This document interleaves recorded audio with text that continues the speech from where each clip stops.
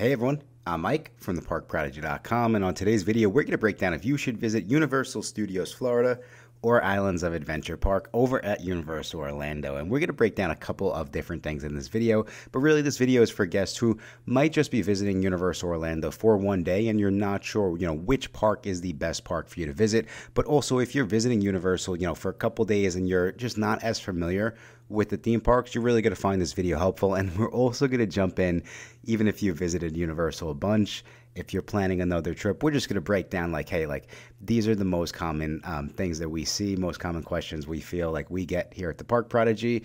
Which park is better for guests that get motion sickness? Which park is better for guests that, want to use early park admission? We're going to break down a lot in this video. So if you are in the process of planning a Universal Orlando trip, just be sure to stick around until the end. As always, I'm very excited, so let's go get started.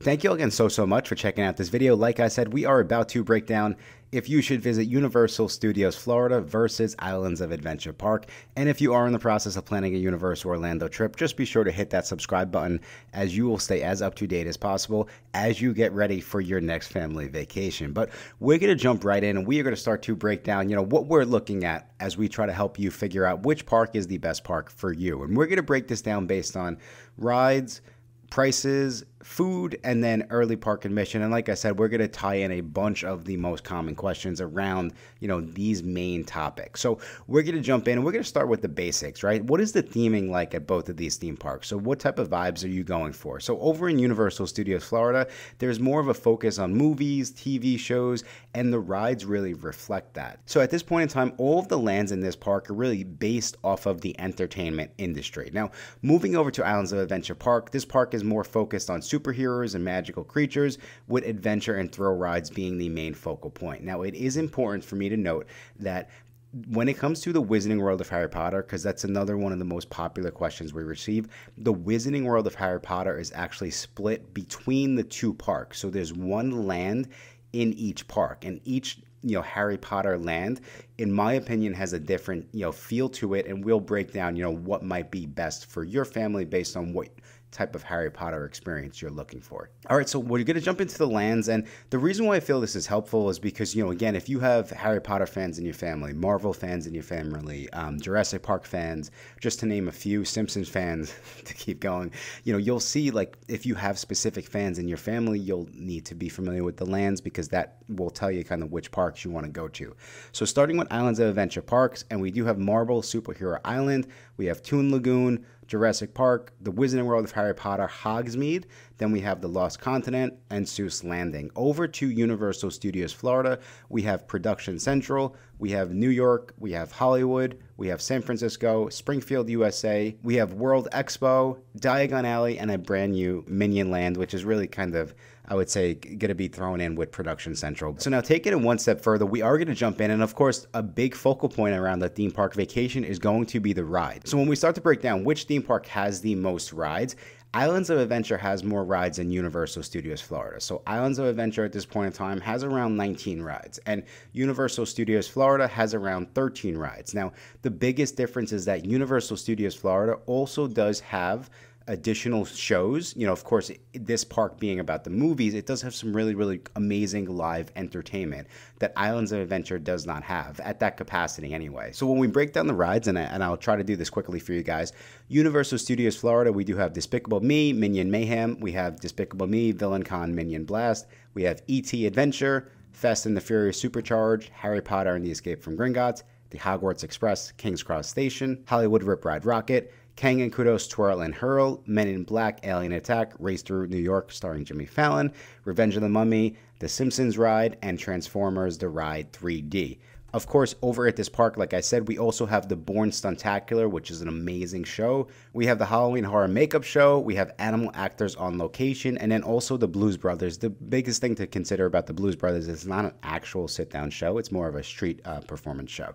Okay, so now over to Islands of Adventure, and we do have the Carousel, we have the Cat in the Hat, we have the High in the Sky Seuss Trolley Train Ride, we have Dr. Doom's Fearful, Dudley Do-Right's Ripshore Falls, Flight of the Hippogriff, Harry Potter, and the Forbidden Journey, Hagrid's Magical Creatures Motorbike Adventure, the Hogwarts Express, Jurassic World Velocicoaster, Jurassic Park River Adventure, Popeye and Bluto's Blige Rat Barges, Skull Island, Reign of Kong, the Pedantanon Flyers, I always butcher that, Storm Force Acceleration, The Amazing Adventures of Spider-Man, the Incredible Hulk Coaster, and then one that I missed was One Fish, Two Fish, Red Fish, Blue Fish. It's always fun when you're naming the rides. Okay, so now the fun really is going to begin, and we're going to start to kind of pick, which park is best for you. So of course, based on the rides, like I said, if you have Marvel fans in your family, Jurassic Park fans in your family, you're really going to want to go and visit Islands of Adventure Park because that's where those lands are going to be. On the flip side, if you have Simpsons fans in your family, or maybe even just the old school, you guys have visited Universal Orlando in the 90s, and that's kind of the vibe you're going for, you're going to want to go over to Universal Studios Florida. And of course, like I said, we do have 2 Harry Potter lands. Hogsmeade is in Islands of Adventure, and then we have Diagon Alley over in Universal Studios Florida. So jumping in one step further, now which park is going to be better for thrill seekers? So if you're specifically going to Universal Orlando for those roller coasters, for those thrill rides, you're really going to want to go over to Islands of Adventure Park. The 3 coasters in that park are going to be Hagrid's Magical Creatures Motorbike Adventure, the Jurassic World Velocicoaster, and then the Incredible Hulk Coaster. And then when we jump over to Universal Studios Florida, really the only outdoor roller coaster over at that park is going to be Hollywood Rip Ride Rocket. So as you can see, in my opinion, Islands of Adventure definitely has just the better thrill rides for those type of fans. Now, of course, as you can imagine, if we have the thrill rides in that park, which park is going to be better for guests who might not like, they're not crazy about the coasters. So, of course, we're going to lean towards Universal Studios Florida because that park is really geared towards the movies. And as you can see, it does have the majority of the shows.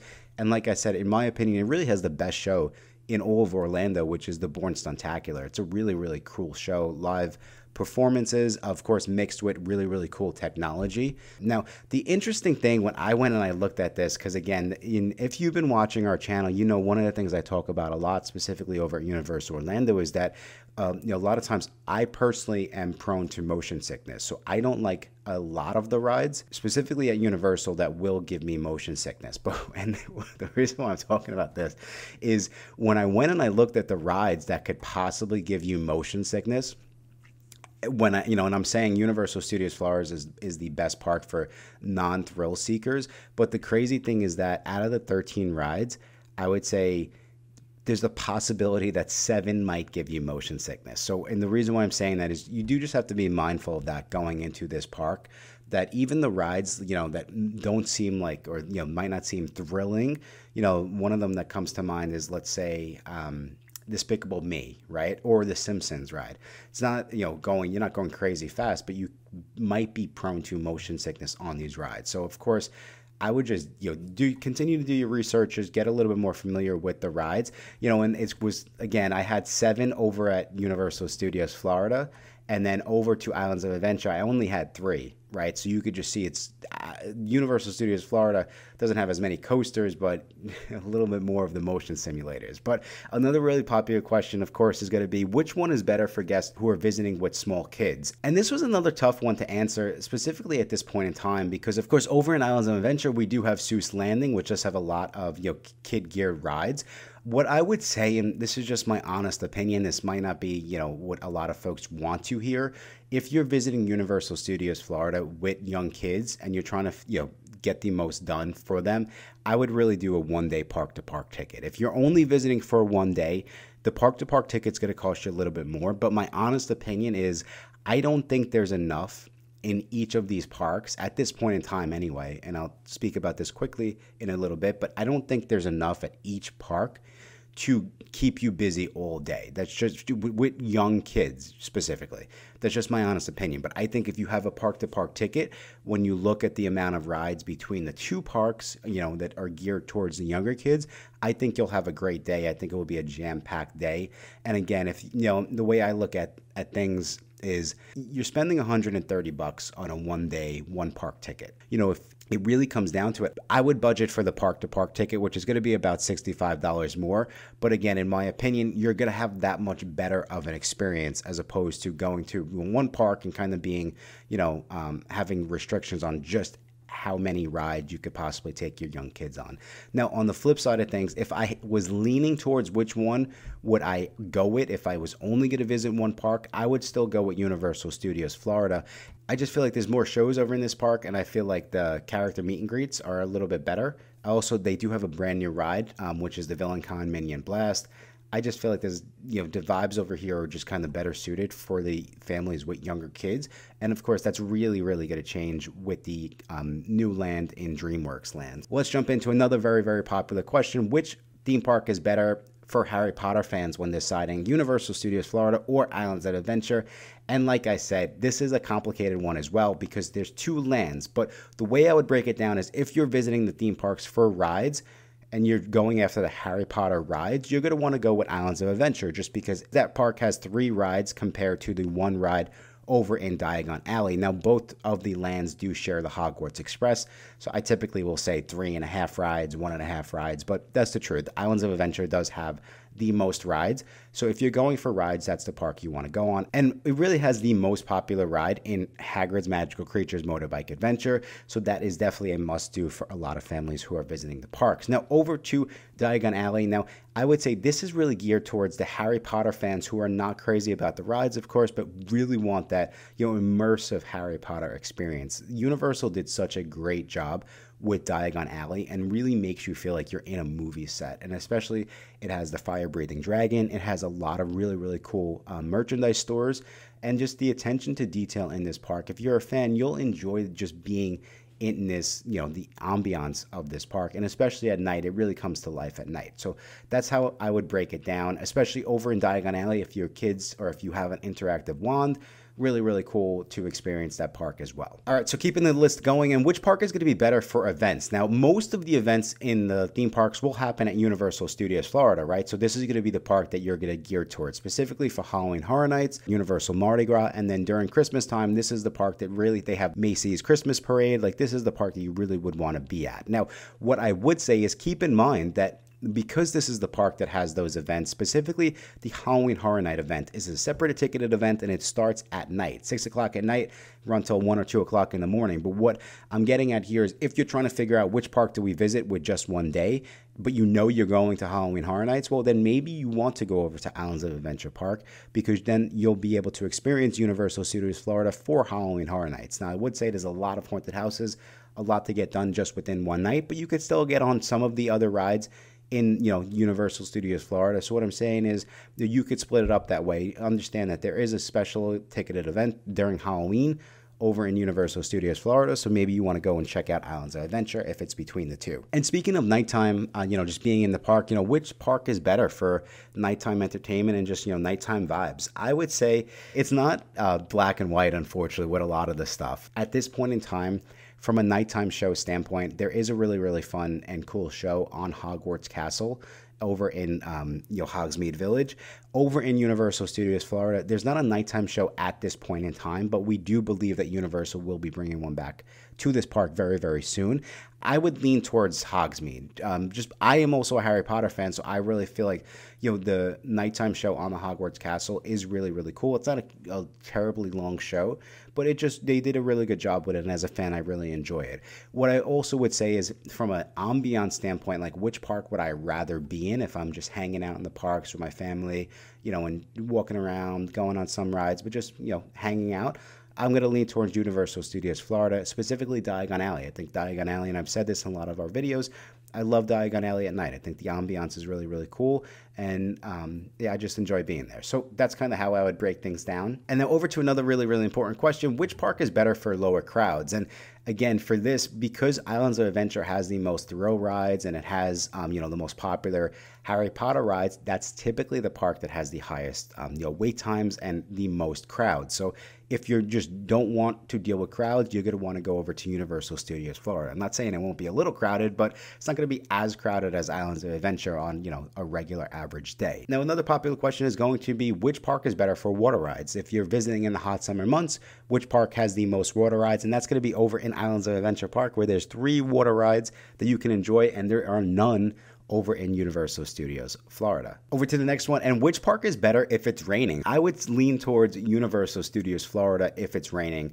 and you only have one day. Again, the main reason is because a lot of the rides over in Islands of Adventure are going to be outdoors. And like I said, specifically those roller coasters, you have a better chance of getting more done over in Universal Studios Florida because there's more rides indoors. And then last but not least, which park is better to upgrade and use the Express Pass at? And I have to be honest, I thought about this answer for a long time. And this one, I'm still confused. And this is, I'll let you guys in on like where my thought process is and let you make that decision for yourself, right? So when it comes to the Universal Express Pass, it is a substantial upgrade. And the way I'm looking at this is, okay, if I'm paying all this money, like which park am I going to get the biggest bang for my buck? Now, the reason why I'm kind of confused about how I feel like, it's the best way to use this is because there's one ride over in Islands of Adventure Park that's not included with the Express Pass. Actually, there's two rides, but the main ride that everyone is interested in is going to be Hagrid's Magical Creatures Motorbike Adventure.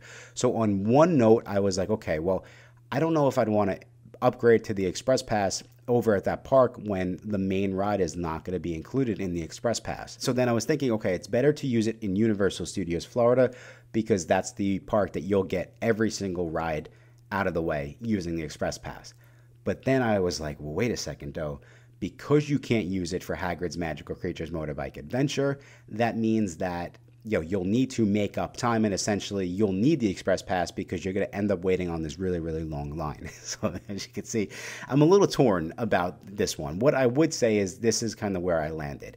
If you have early park admission, I would use early park admission for Hagrid's Magical Creatures Motorbike Adventure. And then my honest opinion is you're better suited getting the Express Pass over at Universal Studios Florida. If you don't have early park admission and you're not taking advantage of early park admission, then yes, I would lean towards getting the Universal Express Pass over in Islands of Adventure just because you're going to end up waiting for Hagrid's, I would say, on average, an hour and a half, right? So then you'll have to make up time, especially with all the other roller coasters. You'll definitely want to avoid waiting on those lines. So on the flip side, Universal Studios Florida, I also feel like if you have early park admission or if you show up early over at that park, you can get a lot done really early in the morning and you can avoid having to get the Express Pass. All right, so we're going to wrap this up very, very quickly, and we're going to talk about pricing. So what is the pricing if you're deciding, do I go with Islands of Adventure or Universal Studios Florida? And luckily, this is pretty simple because the pricing for both parks is exactly the same. The way that the ticket prices work is you pretty much can buy a one-day base ticket,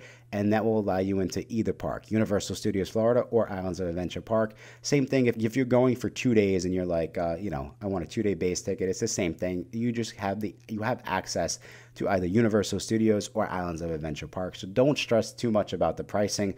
It's the same thing. That's why this video is so important. You're really just trying to figure out, well, if I'm spending this money, like which park is just better suited for me and my family. And then over to the last but not least, another really, really important topic for me anyway, and that is, of course, food.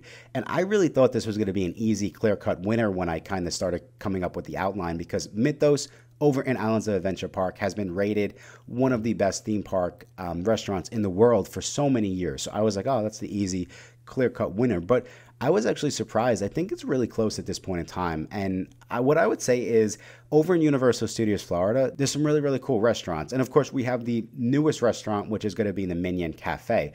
On the flip side, though, even outside of Mythos, I do think that Islands of Adventure has the better quick service restaurants. My opinion is one of my favorite restaurants in general is Thunder Falls Terrace, which is a quick service restaurant. That's in Islands of Adventure Park. And then, of course, we have Confisco Grill, which is another really, really popular one amongst, the Universal kind of diehards. And then really when we break down the two restaurants, there's two quick service restaurants within the Wizarding World of Harry Potter, which is going to be the Three Broomsticks and the Leaky Cauldron. Again, my opinion is both of them are really, really similar. I don't think one has the edge over the other. I would say for sit down, or if you're just one restaurant, like what is the best restaurant in Universal Studios Orlando, I would always go with Mythos, which is in Islands of Adventure Park. I wouldn't make my clear-cut decision based on which park I was going to visit, just, based on the food. And Disney, I might. But over in Universal Orlando, I don't think there's a clear-cut winner. But that is the list, everyone. That is, essentially how I would break down if you should visit Universal Studios Florida or Islands of Adventure Park. I really, really hope that you found this video helpful. Like I said, if you are in the process of planning a Universal Orlando trip and you do need more tips and tricks and planning videos just like this, just be sure to subscribe to our channel. We really, really appreciate all the love and the support on YouTube. And also, as a thank you for sticking around all the way till the end of this video, I do have a special promo code that you can use over at the Park Prodigy youtube.com, and you can use this promo code on any multi-day ticket order or any vacation package. Just an extra thank you and a way for you to save an extra couple bucks as you do plan that Universal Orlando vacation. And that promo code is YouTube25. And of course, we do have a bunch of other free vacation planning tools on our website that you can take advantage of. But I think that's all the time we have for today. Thank you all again so much for checking out this video. And until next time, I will talk to you soon.